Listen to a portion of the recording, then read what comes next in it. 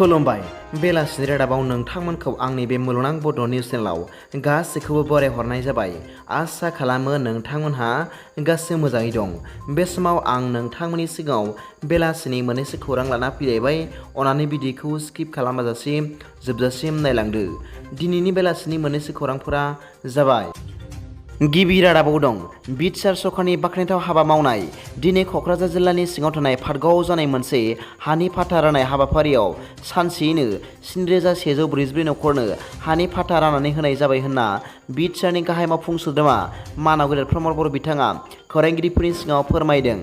मख'नो गोनांदि बे हा फाथाखौ हलथुगाव आरो कसुगाव ओनसोलनि हाग्रा ओनसोलनि थागिरिफोरनो राननाय जादों होनना मिथिनो मोननाय जादों। नैथि रादाबाव दं एनखारनिफ्राय 105 कौटि रां लुथिनानै लांदों।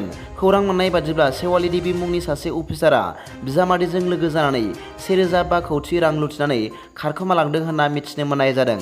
मिथिनो मोननाय बादिब्ला दासिमाव बे दायनि खामानिजों लोब्बा थानाय माखासे सुबुंफोरखौ चिफ मिनिस्टार एन्टि कारापसन टीमआ हमबाय होनना मिथिनो मोननाय जादों।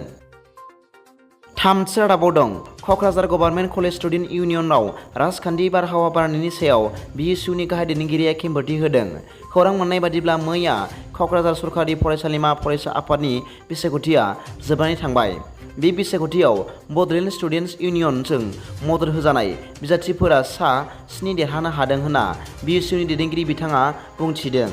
बिथाङा फोरमायदों दि गावसिनि टीम इन्टिग्रिटि ग्रुपआ देरहानायखौ नुनानै क'क्राझार जिल्ला एबसुआ बानसावनानै फोरमायदों दि बे बिसायख'थियाव माखासे आयेन बेरेखा खामानिफोर सोलिदों एबा बे बिसायख'थि देरहानायाव BPF राजखान्थि हान्जाया रां हरनानै मदद खालामदों होनना फोसावदों।